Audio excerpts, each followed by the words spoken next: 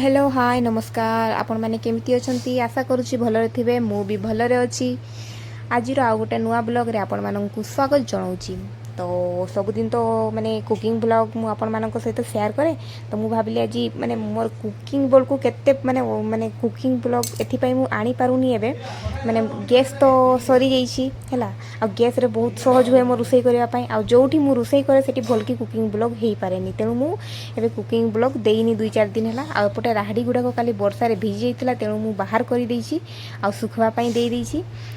तो जाली टिके दे देइची माने पारा माने खाई परिबेनी बोलिकिरी आ पटे हमर बाडी रो लंका सब एगुडा को पाची जाइतिला बहुत सारा लंका तो एगुडा को सुखवा पई दे देइछु डाली रे छुंको फुंको मारला बेले यूज हबो। तो चलंतु मु देखौची कोन पई ब्लॉग बनै पारुनी एई देखंतु एई रो अवस्था देखंतु केमती कादो हे जाइची ए जो ऊपर एजबेस्टरटा मोर लगा हिची माने इमरजेंसी रुसई करबा पई आ धान फान सिजेबा पई सेति पई बड़ चुलीटे मु आई बनै छंती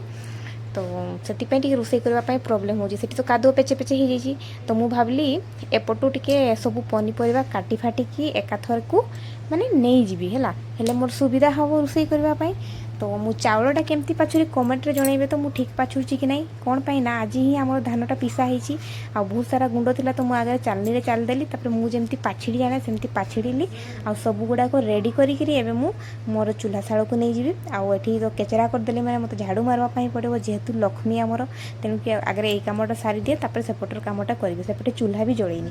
तो चूल्हा जळेबी तापर चूल्हा जळी सारी करी मोर सब काम स्टार्ट हेबो। देखंतु माने सेतेबेले केमती दिसथिले तापर रांधी सारला पर मोर अवस्था देखिबे सेतेबेल को ठीक ही लागुतिला तापर एबे टिके टिके हल्का बे गरम लागुची आ टाइम हे गला 11टा कोन पाइना चावल सरी जेतला आ चावल पिसो पिसो को लेट हे गला तो जदी भात डाली तरकारी उसई करबी ताले बहुत समय नै नेबो तो मु भाबिली सेति पे सोळे दाका तयारी करा जिवो आ हम सांताळे खिचड़ी भात को सोळे दाका बोली कि कुहंती हैला तो उष्णा चावल रे सोळे भात तयारी हबो आज ठीक अछि।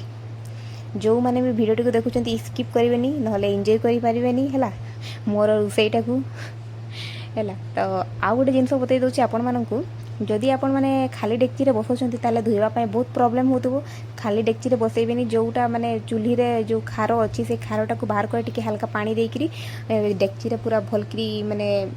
ये करदेवे देखो तो मुझे करुच्ची से भाया करके जदि आपण मैंने चूल्ही रे बसैबे ताहले बेसी कला हेनी और माजला बेलू भी माने बहुत सुविधा हम एबे मु चूल्ही रे बसैदेवी तापर चूल्ही रे बसै सारा पर मु सोड़े जाक प्रोसेसिंग रे लगी जाइए तो मोर सोड़े भातटा हो गलानी आउ किछि डेरी आ माने मोर कैमरामैन भी कहीं नहीं ना मते ही धरी धरिकी करबा पड़ुचे बहुत डेरी हो गलानी जदि मु तार रेसिपीटा शेयर करबी ताहले बहुत लेट हो आ बहुत गरम भी लगुच तो सोड़े भात मोर रेडी हो गलानी आ ब्लॉगटा आपण मानकु केमिति लागिला निहाती भाबरे कमेंट रे जणैबे आ लाइक सब्सक्राइब करबा पय भूलिबेनी। थैंक यू गाइज आ गोटे नेक्स्ट ब्लॉग रे देखा।